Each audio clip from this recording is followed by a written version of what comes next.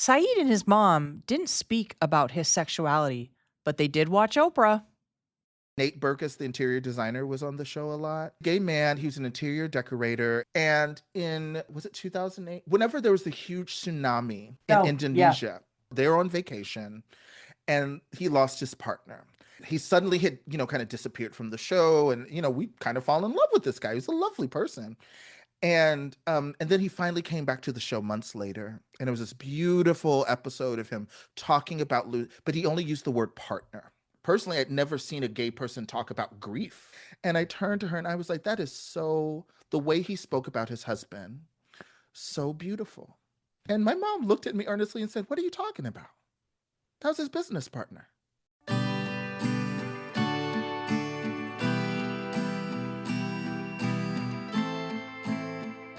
Welcome to In This Family, presented by Nexus Family Healing. I'm Dr. Michelle K. Murray, President and CEO. How do you figure out who you really are when there's no one to teach you? And when it's reinforced to you that who you are is wrong or bad? Saeed Jones is an incredibly successful author and poet, winner of the Kirkus Prize for nonfiction for his memoir, How We Fight for Our Lives, winner of the Pushcart Prize, too many other awards to mention. He teaches creative writing at Harvard Medical School. His work is moving, beautiful, and absolutely true to himself. Becoming true to himself has been a long and lonely journey. Saeed, who describes himself as a true millennial who just turned 40, grew up as a Black gay Buddhist in Lewisville, Texas, where none of those things were common or especially welcomed. His dad wasn't around. His mom was very loving and pretty progressive, but she struggled with Saeed's sexual identity. Even after Saeed figured it out for himself, there was an awkwardness about the subject. For Saeed, all of this resulted in some complex trauma and depression. It also meant developing high-level social skills to navigate through the world and a strong sense of self-reliance that has served him very well. A quick note here, there are some descriptions of violence in this episode and mentions of James Byrd Jr., who was dragged to death by white nationalists in Texas, and Matthew Shepard, a young gay man killed in a hate crime in Wyoming. Both events happened in 1998. Talking about all of this is necessary to tell Saeed's story. Saeed Jones, welcome to In This Family. I'm so excited to talk with you. Thank you for having me, Michelle. So, just to really get us started, I wonder if you could describe the character of young Saeed Jones. Well, something that I remember people saying to me a lot, to the point that I kind of became insecure about it, honestly, was that Said is always happy. Said is always happy and he's always smiling, was what I would hear from family, from teachers and everything. To the point that later, like some people, and people have their own things. But the director of our speech team in college, who was, I mean, it was a big speech team, so much when we traveled to go to national tournaments, we had two of those big buses like basketball teams travel on. We had our own Mhm. offices. It was a whole thing. She had a lot of power, and I remember realizing she thought I was stupid. What made you think that? She said it. Yeah, because she was just like, oh, you're just always around smiling, la la la la la. And I was like, I'm a straight A student. I'm, I was already studying creative writing. I'd begun to fall in love with, you know what I mean? It was just one of those moments where I remember just being like, wow, that's what you think of me? You know what I mean? Like it was so weird. And I think she was also very racist too. So I think, Yeah. so it was a lot. And I've always loved conversation. I love talking to people. Nichiren Buddhism, as my family practiced it, it's a lay organization. You have meetings in people's homes. It's usually like some kind of potluck situation. I grew up with such diversity, um, that I just took for granted. You know what I mean? Like being in a like it was like a Korean family, Indian family, Mexican family, Vietnamese. That was my upbringing, and I loved it. What role did your race and your sexuality play in your development? Because that's such a central part of what you write about. I was as anxious about people at school finding out that I was gay as I was about people at school finding out that my mother was Buddhist. At one point there were, some family friends who were also Buddhist started going to my school, and I became friends with one of the daughters, and I loved hanging out with her, but I would feel very anxious when we would hang out at school. You know what I mean? And the same way when I've talked to other gay men, they're like, yeah, there was a point when I was in middle school or high school, and there'd be like an effeminate boy, and I would do everything to avoid him because I was worried about, being quote unquote guilty by association, so that was one example. And then, yeah, certainly, the book opens when I'm in the eighth grade. And and of course, this is true for kids. I've taught high school, and I know, unfortunately, it all hits at once. It's really frustrating. It feels like kids kind of get to, hopefully, if they're, protected and loved, they get to coast through a lot of identity questions up until a certain point. And then it just seems like a switch flips because of some kind of experience. And at least how I felt, I was like, oh, it's everywhere. Like, what's going on? So yeah, that summer, both because of what was happening in the news, again, my mom and I paid a lot of attention to it. So James Burt Jr. is killed in an anti-black hate crime only about an hour from where we lived. It always struck me because I would see Jasper, when they showed the weather, it was just like one of the little cities, so it was just part of my context, and that just made it. I mean, aside from the horrific way he was killed, it just felt so close. And then, of course, Matthew Shepard, and you're listening to the adults talk, and again, one of those intersections. It was like my mom was very open about talking about racism, and I was deeply grateful for that. You absolutely get the twice as hard to get just as far speech. You get warnings about police and all of that kind of stuff. My mom was um very maybe too thoughtful about self-presentation. I wasn't allowed to wear a shirt without a collar until I was in high school, because she was like, we've moved to the suburbs, and I just, she made it seem like it was just like a she was a very stylish woman. She made it seem like it was just a style preference, like, I just don't want you to be sloppy. But I now know as an adult, she was like, if they see my child, he's gonna be neat, clean cut. He's going to be in the polo shirt and the khakis, and maybe that will be some kind of armor. She didn't say it that way because of that. That would have, of course, freaked me out. But I know that was her intention. And so we could have those conversations, and or I could hear her, on the phone talking, with friends, and you kind of absorb all of that. But then with Matthew Shepard, there was just total silence. My mom just could not, and in the years to come, it just remained like her ability to express herself was just very difficult when it came to sexuality, which was hard because my mom and I were very close. She was a wonderfully eloquent and thoughtful person. And it flew in contrast to so many of her politics, relatively speaking. So I think it makes it, when you have that kind of relationship with someone, it makes it that much more confusing. But it was never great. It got better.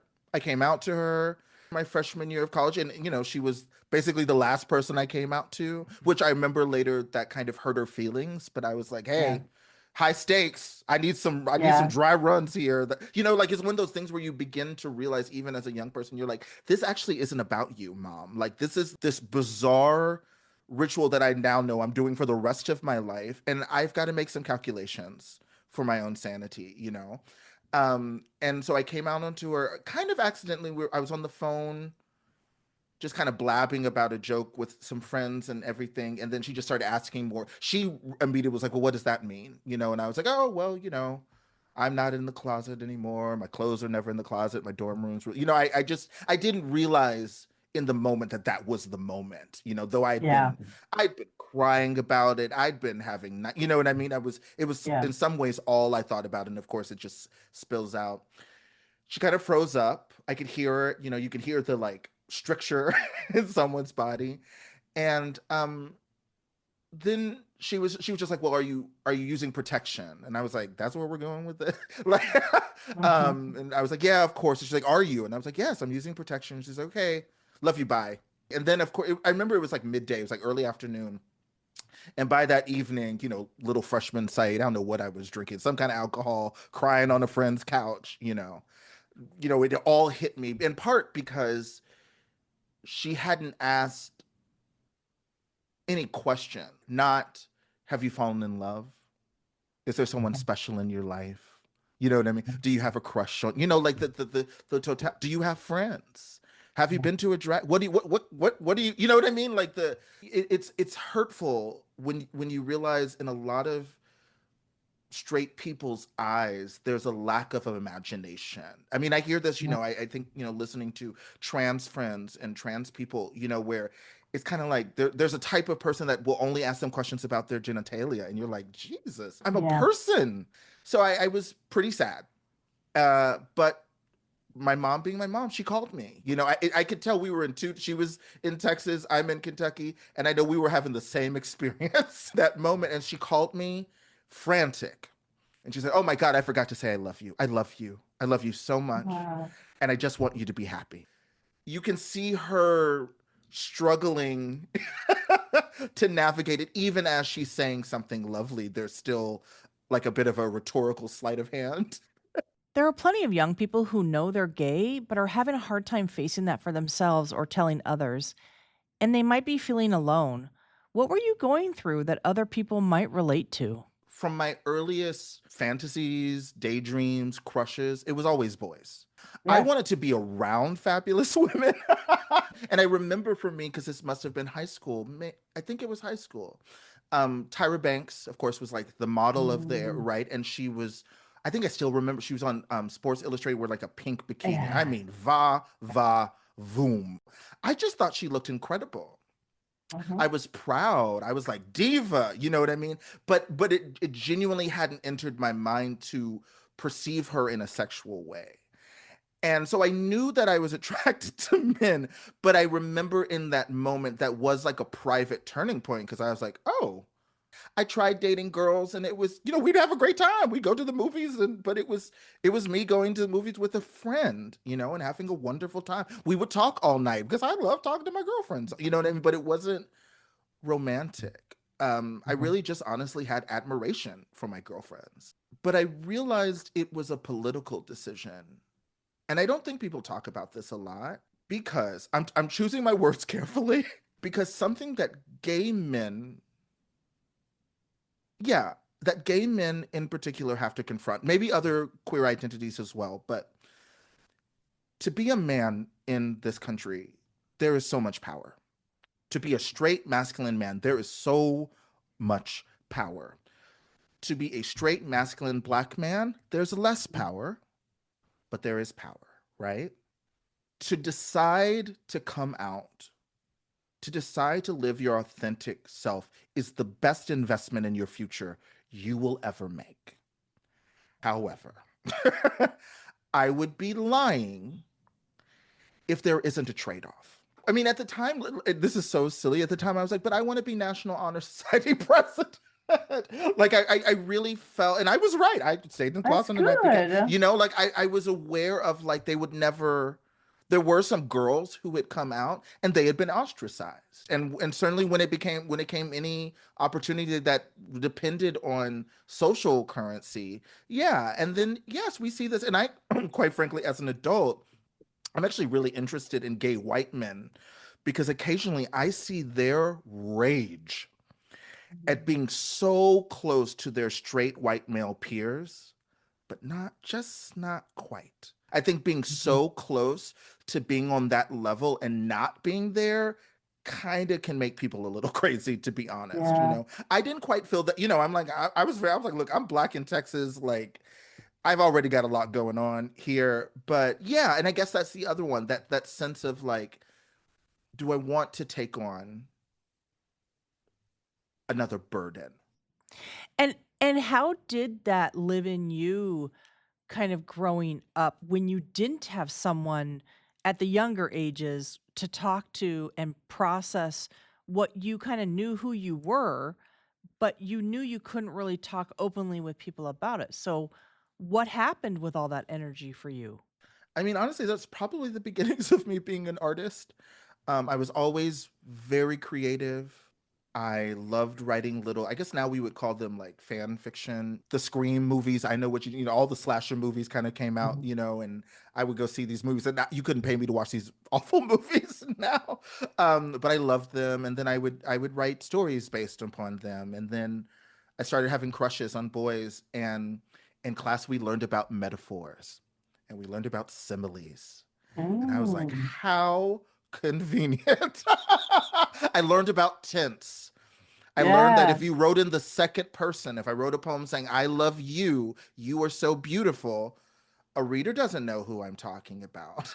yeah, that's right. So, yeah, and it was literally, kind of, I remember one of my first breakthroughs as a young writer was in college, beginning to feel more comfortable writing poems in the first person was Mhm. actually very difficult. It took time. I would do persona poem. I would come up with any little simile or metaphor, like any persona that I could wear a mask in the poem. I love that. Yeah. There was such freedom. I remember I wrote a poem about Penelope, Odysseus's wife, and her longing for him, while he's off, at sea for 12 years, and there's the tree in their bed that he planted for him, and it's totally it's about it's desiring a man, that distant beloved other, Mhm. but I found a way to put it in a woman's voice, and of course, and to use the myth.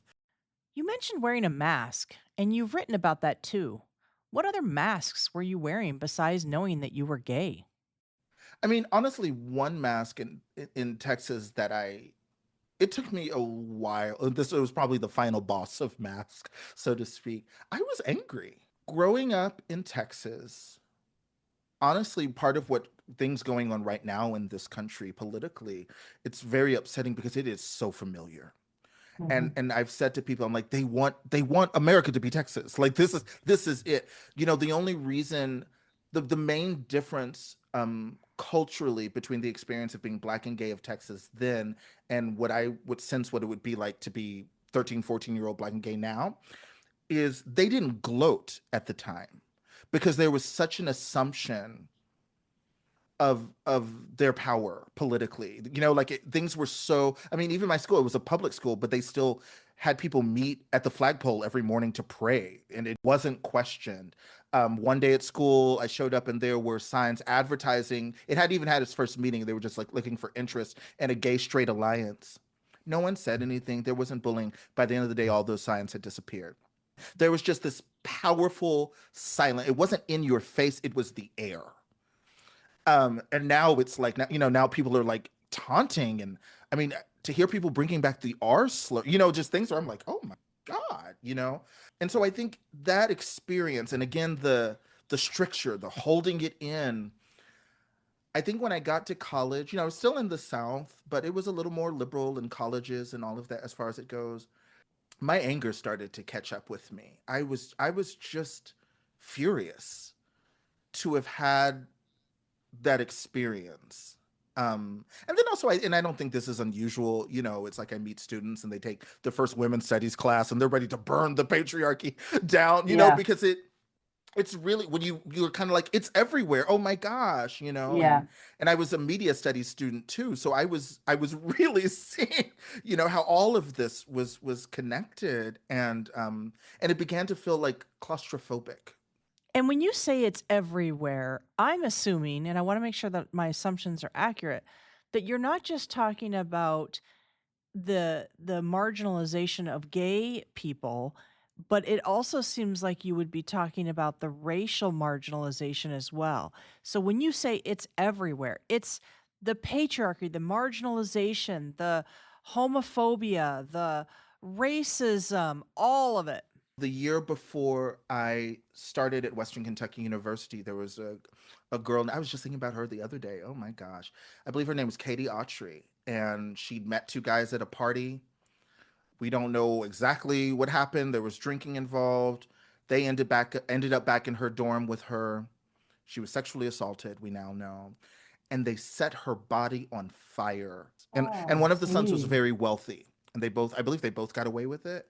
So when I say it's everywhere, yes, it is realizing that I'm not just a gay man, I'm not just a black man, I'm a gay black man. What happened to Yes. Matthew Shepard is as relevant to me as what happened to James Burt Jr. But also, yeah, realizing the women in my life that I care about are in danger too. I remember there was a huge parking lot on the far side of campus. It was so annoying to walk around. It would add like 10, 20 minutes to wherever you were going. And so I would just cut through it. I would just take the shortcut right through the middle. And I remember a girlfriend telling me, Saeed, are you crazy? I'm a woman. I could never do that. You do that? It's so dangerous. Like just one of those Mm-hmm. moments where even as a gay man, I was like, it never even occurred to me to be Mm-hmm. scared in this context. So yeah, I think I just, I'm an empathetic person. I have big feelings. I care about people and I am proud of that. Mm-hmm. But I think when you're at the beginning of that journey, and you don't have as many tools in your toolkit, yeah, it just kind of feels overwhelming, and Mm-hmm. my response was rage, because I think I was tired of feeling sad. I'd been privately sad for a long time by that point. And so I couldn't do that anymore. And so being angry made me feel more powerful. So then, in some respects, taking off the mask of feelings and having the real feeling of anger coming out. Now, there's obviously lots of feelings under anger. Anger can represent a lot of things, but in some ways, it sounds like you getting in touch with that anger was another way of taking a mask off. It was. And it becomes another performance because you're like, I'm not sad, I'm tough.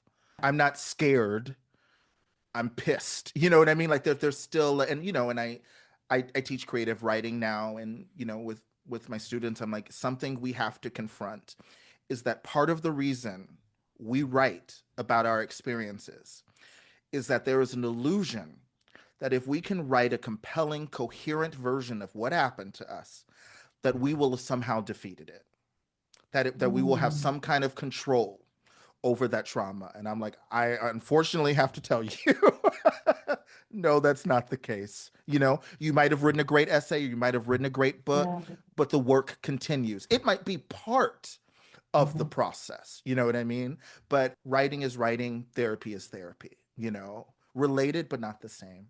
So you were dealing with racial marginalization, being gay, and that marginalization, keeping it a secret. Seems like that's a recipe for trauma or for depression. Have struggled with anxiety for a long time, and depression. Sometimes they alternate, sometimes it's at the same time. Even in middle school, my mom fortunately got me to see a therapist and got a psychiatrist. And so I was taking antidepressants and anti-anxiety medication because by the time I was in the eighth grade, I was having debilitating panic attacks, like curled fetal on the floor in my bedroom because I failed a math test. I just developed this need to be perfect so that any mistake, I was like, this is it. You know what I mean? I'm not going to college. I have no future. I've let my mom down, and it was just so intense. And therapy helped tremendously. I haven't seen this man in years. I still remember him, Dr. Hayes. He was such a nice man. My mom would be like, and at some point, Dr. Hayes, if you could talk about the pornography I found, and there were men in it, and she'd be like, okay, I'll go sit outside, and he'd be like, do you want to talk about it? And I'd be like, Yeah, I'm I'm good. sure. Like it was Yeah. really affirming, to have someone from an outside perspective be like, it's not a big deal. I get why your mom, he was very polite. And I remember he was the first person I remember being angry for me. The injustice. And I guess it's just, and that's why therapy is incredible, because it is a powerful experience to have someone outside of your context, right? We have friends, we have mentors, we have community members in our lives, of course, who we should and will talk to about things in different ways, right? Yeah. But to have someone, an expert in fact, from outside of your context go, I am so sorry that happened to you. It Yeah. really is radical. And I mean, that was high school. It still took me a long time. But when I reflect on some turning points, it was like, oh, I was hurt. Like that shouldn't have happened. I think, like, again, like I said, like in American culture, we're supposed to be resilient. And so I think sometimes we just tell ourselves, well, those are just the cards I was dealt. Everyone suffers. And, like there's a way we just kind of shrug it off, because we don't want to be a victim, or we think that to talk about it. But I think we have to talk about it. And until I was able to begin to realize through all of this that I didn't want to die, I've never wanted to die. But during that really difficult time period, I was ambivalent about living. If this is what it is to live, like, Mm. why am I supposed to be excited about it, right? Why Yeah. am like I was mentioning all those red flags, not texting for, like, why should I put effort? Why should I make decisions, right, Yeah. around valuing my life if this is what life is? It takes a very long time to get to that. But I've come a long way. Things change. But anxiety and depression are really difficult. And how did you make sense of why you had anxiety and depression? I mean, I think depression, well, I'll say, I think anxiety is from those extended periods, right, of fight or flight. I'm a poet. I'm full time. I get I pay my bills by doing what I love for a living. I teach creative writing at Harvard Medical School. I am so happy and proud of where my life has taken me. But let one person say one little passive aggressive thing. Yeah. And it's like that's the thing you hold on to. You know what I mean? Yeah. Someone can be Yeah. like, "Your book changed my life." And I'm like, "Oh, thank you." And someone goes, "I didn't get it." And I'm like, "Oh, no." Like being so wound up, I just think you you get to a place where you don't know how to totally unwind. I'm the person who usually on the first day of vacation, or like the first day of like break at the end of the semester, I know it's going to happen when I'm like, okay, I'm done teaching, we're good. I usually just burst into tears. like like Mhm. like the peacefulness when you can finally hear yourself think. That's when I can hear my anxiety. And then I just think depression um is exhausting. But also it's lately, and I've really been thinking about this a lot since the 2024 election, to be honest, as a Black queer Yeah. person who, writes and does work around intersectionality and Yeah. identity, as someone who cares about reproductive justice, who cares Yeah. about our trans friends, it's like, well, who wouldn't be depressed? It's really hard being depressed when you're like, but isn't that almost a moral response to what ICE? Renee Yeah. Good? The thing about depression is you're not just sad, it becomes you get to a point where you can't function. That's difficult, you know. It's a bizarre experience being a writer, who focuses on personal narratives, who loves talking about mental health. Like all the self-awareness, I got it. But understanding something and being able to like live it from the inside out are two very different experiences. Yeah, and what about the role that your father played in your life? Any role he plays in your life? A bit when I was younger. He was the workaholic. He remarried pretty quickly. Had a lovely my stepmom, lovely woman, lovely little brother, stepbrother. Um, they lived pretty well off, and that would and he would often be late on child support payments, so that was hard for my mother, and it was hard to see because I was seeing much more than, but she was aware. And he was also really bad about showing up to pick me up for his weekends. There were a lot of Saturdays where I just sat by a window all day long, and then he just altogether disappeared basically. I think a lot of conversations have changed how we talk about mental health, how we talk about treating kids. But the way I mean, my mom raised me well, and I'm really grateful. But I remember just like kids weren't people. Kids weren't really worthy of respect. definitely seen and not heard, right? But just this, a lack of consideration that kids are not adults, but Yeah. they are people. They are processing and observing. They hear everything you. That's one thing I tell adults. I'm like, one easy thing you could do to make the world better is to stop Hmm. saying terrible things Yeah. around kids. Yeah. Don't use slurs. Don't make fun of so and so's weight. They're seeing all of that and they usually won't say it, but they're absorbing it. And then, of course, if you make a kid feel like they are not important to you, if you are Mhm. inconsistent, if you get their hopes up, and kids are so hopeful, if you constantly disappoint them, that leaks into other parts of their life. So it sounds like you don't have any contact with your dad. No. My dad wasn't abusive, but he was a jerk. And I know, it's when I was a kid, I pined for him. Oh my gosh, you know what I mean? I would always kind of imagine how things would be different if my parents stayed together. And then once I was an adult, I was like, my mom made the best decision. I absolutely see why she left him. Yeah. But also the other thing I think about is you get to the point as an adult where you say, well, would you be your mom's friend if you weren't her child?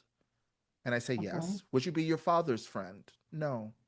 And there is a lot of power in that. With everything you were dealing with and with really limited support, how did you get to be so comfortable with who you are? I think it just became unbearable to live any other way. Like, I don't think I would still be alive if I had not found a way. Like, I remember even like with job opportunities and stuff, I was like, well, you know what? If someone doesn't want to hire me, I don't know, because of my tattoos or my dreadlocks or the way I talk, then that's not a good place for me to work anyway. I'm not going to be there for long. I remember really trying to make sure, and it was scary, but I remember that was important, that I Yeah. need to be able to be myself, because honestly, it's the only way I can be excellent, because that's where the miracle happens. Hmm. That is how I'm going to Hmm. actually be able to be most useful. And so maybe this is the other question. The other way of answering it, my intense awareness of intersectionality, all of the spokes of the wheel, you know what I mean? It's now, it's not a burden. These are my ways of connecting with people.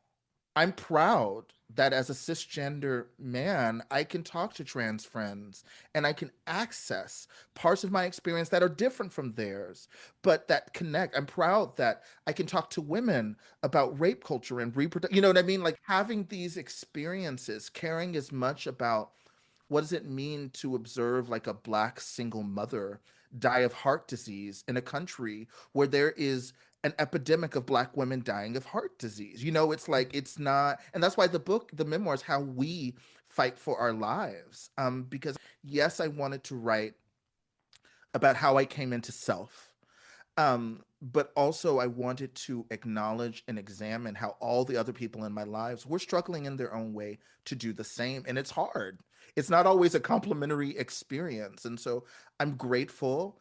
I did not deserve the poison, but I turned it to medicine. Let's just quickly define that term, intersectionality. I mean, one, I think people should definitely read Dr. Kimberly Crenshaw's work. She has a new memoir out right now I need to read. But the way I explain intersectionality is it's the lived experience, the phenomenon of the fact that none of us are any one thing. Intersectionality is, to me, it's an intersection, right? Like a road. All of these different facets of who we are connected to structures of power. And so, one, I think it means we actually all have a lot more in common than we think.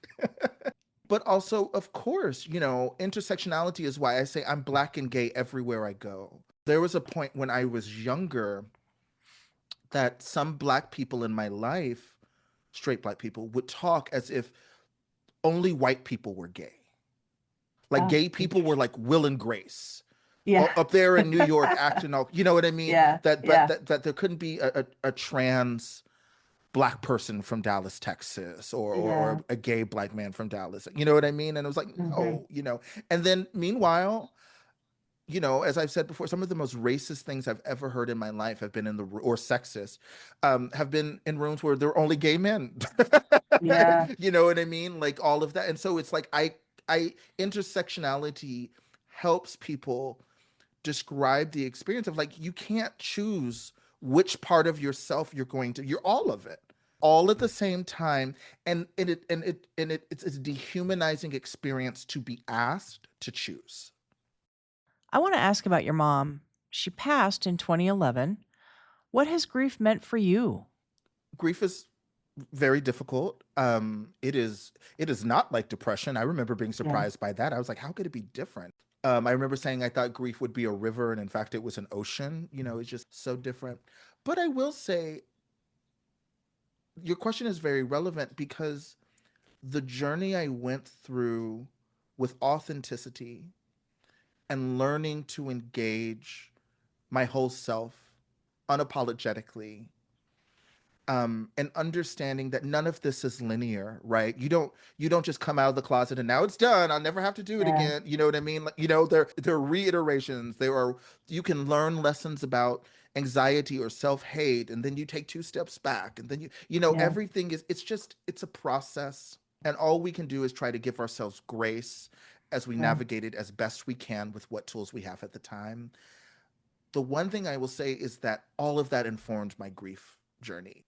As difficult as grief was, I mean, it was apocalyptic, right?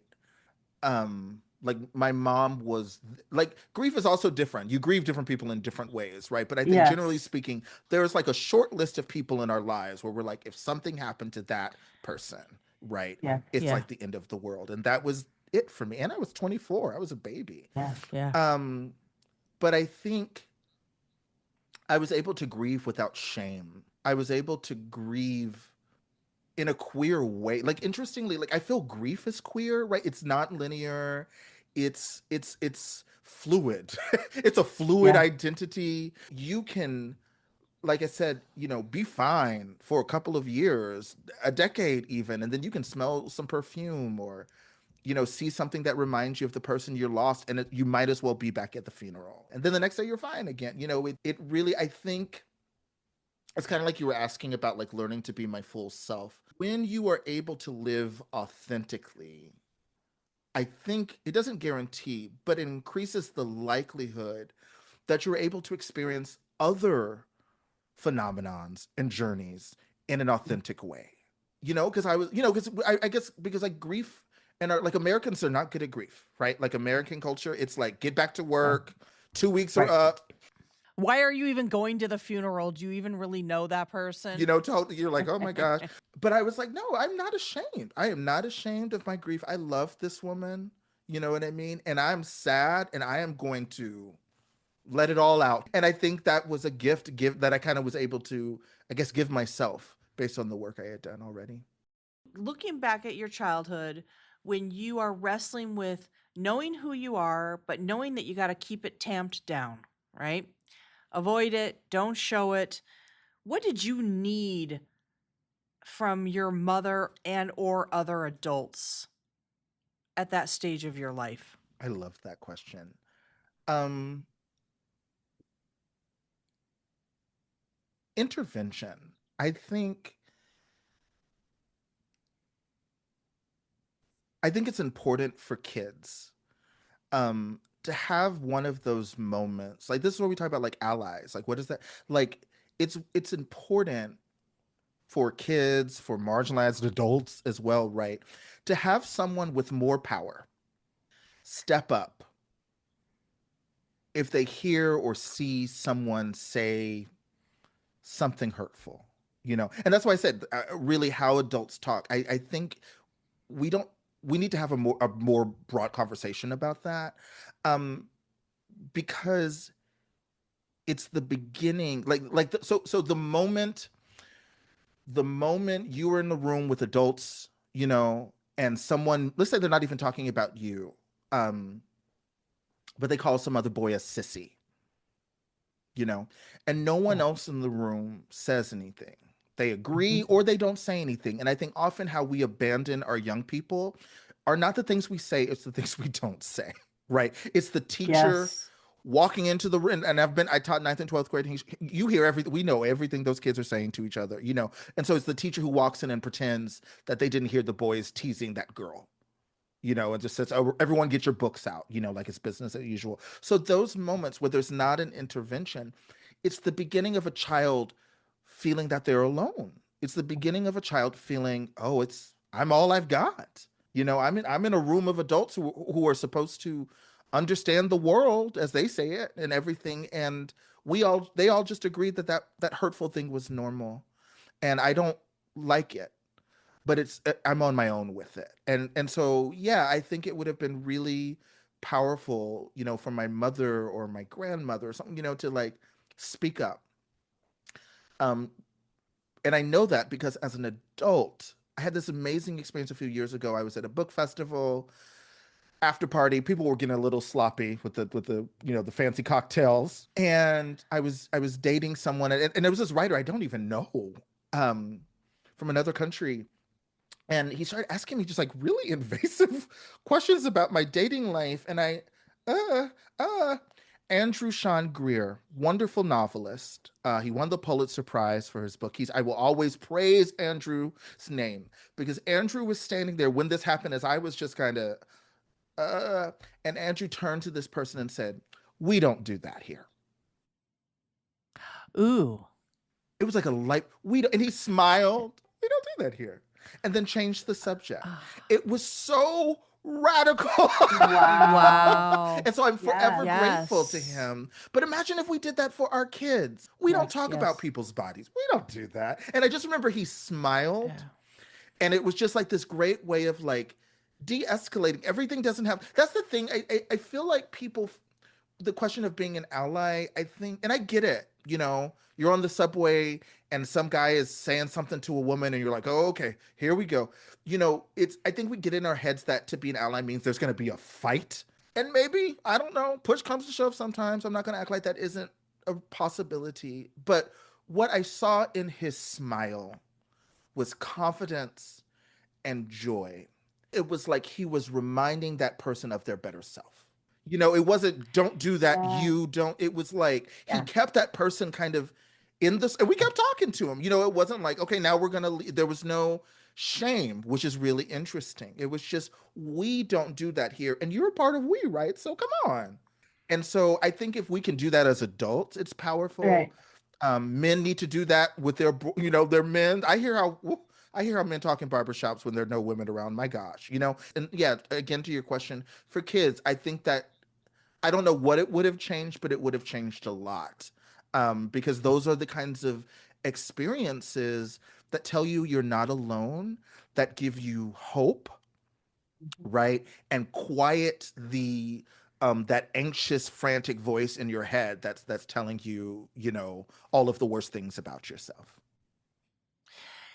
You know, I just had this overwhelming thought and feeling when you said ally, and we're talking about marginalization at different times. And aren't children so marginalized? I mean, so you bringing that concept in is such a powerful one of, the interventions, being a voice, being an ally. Kids are supposed to be seen, not heard. They're not supposed to talk back. They're not supposed to challenge. They're not supposed to speak up. I mean, talk about the most marginalized. And I also think elderly people and Yes. people with disabilities. I have a lot of elderly neighbors who've clearly been living in this building forever. They're all characters. And everything you just said, seen, not heard, I can tell so often they just want someone to talk to them for a minute. Yeah. Just on the Yeah. elevator or while we're getting our mail, you know, just the dignity of eye contact, the acknowledgement, hey, do you need something? You know, the way in which when it comes to kids, people with disabilities, elderly people, we kind of like look through them or keep our eyes on the horizon, I think often. Mhm. And yeah, I think it's important for us to talk about that's a type of allyship as well, showing up for them. What do you hope people get from all of your literature, both your memoir, your poetry? I think it's something you emphasized earlier. You were not alone. You were not alone. I mean, one, I think that, and James Baldwin, of course, said this, like you think you're the only person in the world who's gone through, and then you Yes. read, But Yeah. yes, I hope to the best of my ability as I, color and explore the nuances of my life, of my history, of my ideas, each word, each sentence that I write, I hope is another opportunity for someone to go, that's it. Like that and the look on your face when I said, we don't do that here. That where you Yeah. go, oh my, I can't wait to tell someone else about this. That's what I want. I want my readers to feel that they're not alone and to feel so excited that they can't wait to go share that good news with other people. And I think if we all do that in our own way, that's how we're going to save our lives and each other's lives. Thank you so much. Thank you. This is- Thank you. It's been such a great conversation. Thank you for your questions and for doing this. We got a lot of work to do, but it's good to know that many people are doing the work. Yes. Well, thank you for being here. And where do people find you? On Instagram, I'm at The Ferocity. Very much myself, very unapologetic. Yes. And I'm on Yes. Blue Sky as well. Yeah, same. In This Family is presented by Nexus Family Healing, a national nonprofit mental health organization. You can learn more about Nexus and how to support our mission at nexusfamilyhealing.org. The show is produced by John Moe with music from Jeremy Messersmith. If you liked what you heard, be sure to subscribe, rate, and write a review. I'm Dr. Michelle K. Murray. See you next time.